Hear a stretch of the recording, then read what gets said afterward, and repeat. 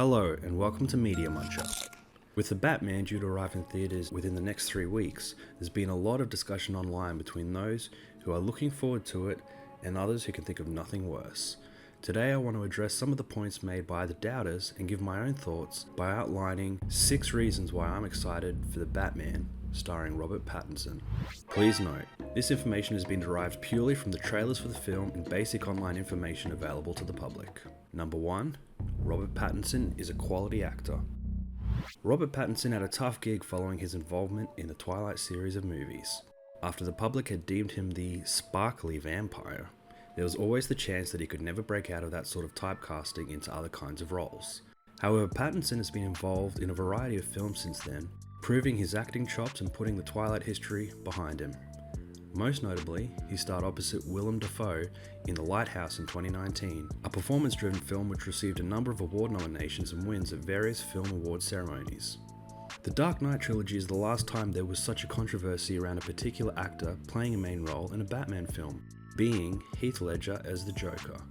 In retrospect, the casting could not have been more perfect in that particular scenario, and it's now hard to picture any other actor playing the Joker in The Dark Knight as perfectly as Heath did. Christopher Nolan backed himself on the decision to cast Heath Ledger and it paid off in spades. You know another actor that Christopher Nolan chose for a later film of his? Robert Pattinson, as Neil in his 2020 film Tenet. Nolan has a proven track record when it comes to casting choices, including Pattinson himself in Tenet. So if Nolan trusted Pattinson to get the job done in his movie Tenet, why shouldn't we also when it comes to The Batman? Number 2. A chance to see a proper take on Riddler and Penguin. The last portrayal in a movie of the Riddler character was in the 1995 film Batman Forever, which starred Jim Carrey as the Riddler. And while Jim Carrey did what he could do with the role he was given, no true Batman fan considers it a real portrayal of the Riddler. Carrey brought his comedy and flexibility in body movements to provide an interesting take. However, this hardly exhibits the strategic mind and investigative skills that the Riddler is known for in the comic books and even in the Arkham series of video games. Carrey's Riddler was not the serious threat that the Riddler can be. Paul Dano's take, as seen in the trailer so far, appears to be much darker and more serious. He gives off a serial killer type vibe, which some have described as resonant of the thriller movie Seven when it comes to leaving bodies in a particular way to send a message. Paul Dano himself is an accomplished actor, having been nominated for roles in There Will Be Blood in 2007 and Love and Mercy in 2014. In terms of the Penguin, the last portrayal of that character in a live-action film was Danny DeVito in Batman Returns 30 years ago. As you can imagine in a Tim Burton film, the character of the Penguin has a very monster-like image, outlined as a deformed baby who was thrown into the sewers by his parents, eventually shown in the film eating raw fish. DeVito's portrayal is frightening and brings a sense of horror to the 1992 film. However, this interpretation of the Penguin is quite different to that of the comic books and again in the Arkham video game series. Oswald Cobblepot, the Penguin, in the comic books is much less of a horror image and is generally shown wearing a tuxedo, monocle and top hat.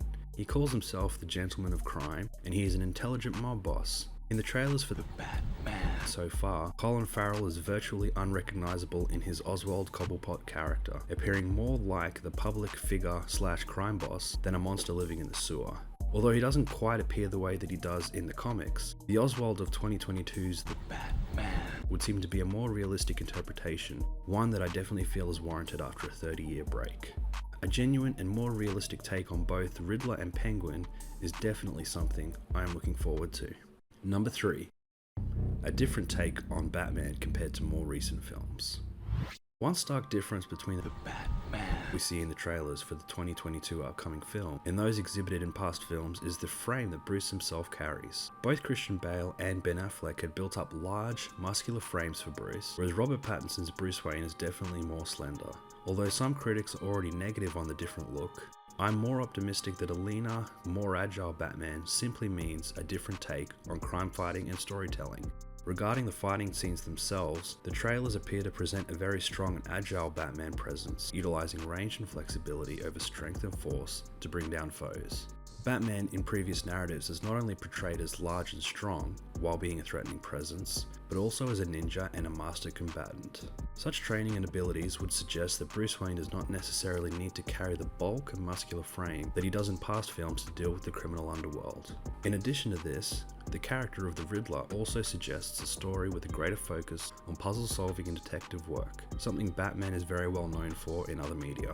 This side of Batman is hinted at a little bit in The Dark Knight, but is almost put aside for the physical challenge of Bane in the sequel film The Dark Knight Rises. Trailers for 2022's The Batman, however, suggest that Batman's intellect, not just his physicality, will be challenged in a new and interesting way for Batman films. Number 4. 2022's The Batman story begins 12 months into Bruce's career. The current public information regarding the premise of The Batman is that we find Bruce Wayne into his second year of fighting crime. I personally like this as a starting point. Batman's origin story has already been told a number of times in films, and in my opinion, most effectively in the 2005 film Batman Begins. And a young, semi-established Batman allows for early character growth and development to still take place without the need to rehash the same origin narrative. The idea that Bruce Wayne is starting to make an impact on the criminal underworld, while still developing his crime-fighting identity and personal views on justice, is one which allows villains like Riddler and Penguin to be much more menacing and bring a greater weight. A more seasoned Batman would have already dealt with such characters and already have fully formed opinions and strategies when doing so. A newer, younger Batman, however, allows us to discover the true nature of such villains as he does. Another interesting side note, The Dark Knight, considered by many moviegoers including myself as the pinnacle Batman film thus far, is also set in the second year of Bruce Wayne's crime-fighting career. It was a similar premise as far as the inexperience and forming of the Batman character goes, with Bruce Wayne finding himself overcome by new threats and an evolved criminal underworld, seeking to match the tenacity and focus of the Caped Crusader. And if 2022's The Batman can capture the quality storytelling and characterization of 2008's The Dark Knight, I really feel that the sky is the limit. Number 5. The visuals and music from the trailer look promising. When it comes to the visuals and music to be found in 2022's The Batman, the released trailers do an excellent job of giving us a taste of the vibe, atmosphere, and overall cinematography that we can expect. Stunning cityscapes of orange, broken only by the shadows and dark outlines of Batman and Catwoman, should have Batman fans excited, as this looks like something lifted straight out of a comic book. The gritty, almost gothic tone found in the very dark blacks that surround the more striking colours is something that really suits the character of Batman, a solo figure with rage issues and a wearisome attitude to crime fighting. The music we hear in various parts of the trailers is both inspiring and frightening. Take for instance this shot of Penguin in a rolled car, looking on as Batman walks towards him amidst the impactful music denoting a confident and piercing figure.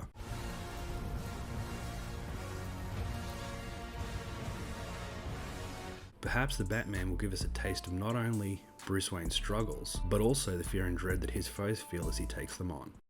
And number 6, a longer runtime suggests the director is being allowed to tell his story. The recent news outlining a longer runtime for the Batman of 2 hours and 55 minutes has many online news sites and fan forums asking, is this a good thing? My thoughts are that it is. A longer runtime gives the director more space to build atmosphere and tension, as well as the opportunity to properly outline and develop each of the main characters.